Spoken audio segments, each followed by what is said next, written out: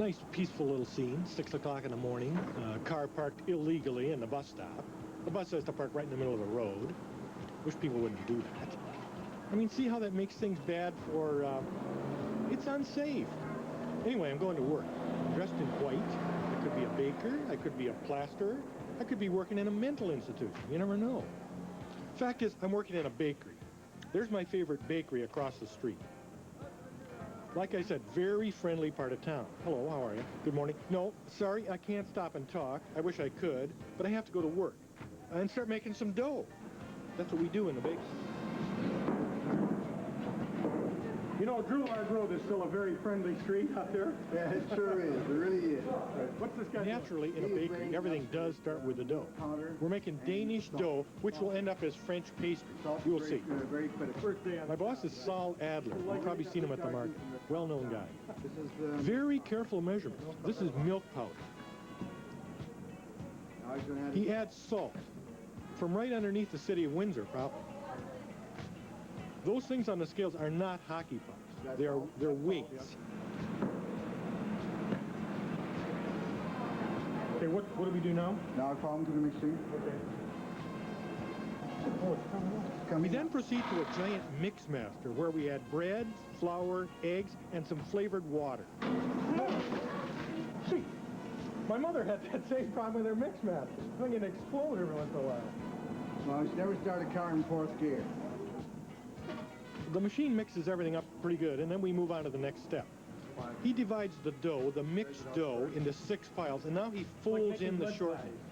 It looks kind of slapdash, but it's not. He knows exactly what he's doing.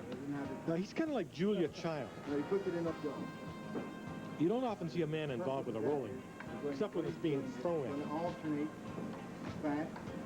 That dough will now be put away for 24 hours, but we have yesterday's dough to start today's baking process. Like this, and like that. First, it has to be flattened on this wringer washer flattener machine. Okay. Grab it. Grab it. Over to this table. Lots of flour. That's the secret of baking. Use lots of flour. Put it down. Now I know why bakers wear white uniforms. Flour all. Okay, here, you take over. Roll, don't push. I mean, I don't get it. How can you roll this thing without pushing? Up and down. Up and down. Okay. We're cutting this for French croissants. We're making croissants, or in French, croissant. Croissant. Every Frenchman in Paris starts today with a croissant and a cup of coffee. Okay. This is Danish pastry. Yeah. Right. French croissant. Right. What are you? Are you? She's a cutter. She's an Italian, probably. Yeah. Yeah. You're Italian? Oh, yeah. We got an Italian lady using Danish dough to make French pastry. And a Jewish bakery with an Irish helper. All right, that's not bad. Should turn out pretty good. I hope so. All right. We move to a different roller machine. This is called a what? This is called a curling machine. What am I doing? What you're doing is you're feeding in these unbaked croissants and for curling.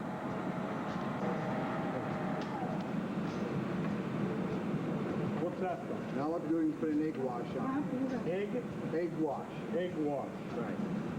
Make sure you touch the edges. Touch the edges? Okay. Oh, yes. The edges are important. Yes. It's like waxing a car. Right. You've got to get every point on it. Finishing touches on the croissants. Right. I'll butter them up a little and arrange them in a pan ready for the oven. The last one. That's fine. We'll just give it the Vasca here. Okay.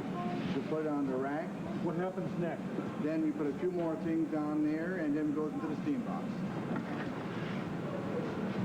All right, Bob, open up the door and I'll put it into the steam box.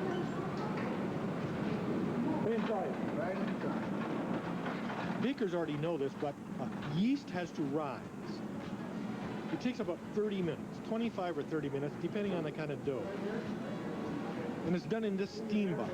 It's like a sauna. I don't know if that sign is for employees or for the dough, but I'm taking the rest thing. Everybody else kept working. They're making Chelsea buns, angel wings, sticky buns, those things with a cherry in the middle and then the top comes down, plunk on top, pecan buns, banana rolls. They can make anything you want. You don't see it, ask for it. They'll make it. They're like magicians. It's amazing what a person can do with a rolling pin and a little bit of flour.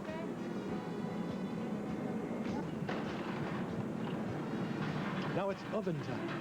Sol took the pans off the rack and I stuck them in the oven. What's the top button? What's up? This oven is like a Ferris wheel, going round and round and round, so that everything bakes evenly. I set the timer at 20 minutes and the temperature at 385. Took another coffee break with one of my fellow employees because it is hot working around the oven. Okay, 20 minutes is up. We open the doors and there they are, and they look Betty good. Crocker and Isn't me, that nice? and Mr. Adler. Right. It smells. Smell the buttery flavor? Oh, yeah, I do. Smells good, looks good, probably tastes good too. Thank you, Sol Adler, the old-fashioned baker with the modern ideas. Okay. Too hot to eat or give me half a bite? Everybody, a little hot to eat.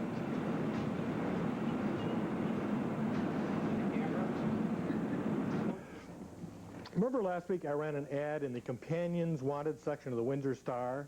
The ad said, male, me, interested in sports, art, and country music, seeks intelligent, attractive companion with a sense of humor. Box number so-and-so, Windsor Star. Well, and I didn't know what would happen. I told you I'd tell you what happened. Here's what happened. I got 3 letters back, and one girl was nice enough to come in and, you got me scared. Nice enough to come in and talk to me and tell me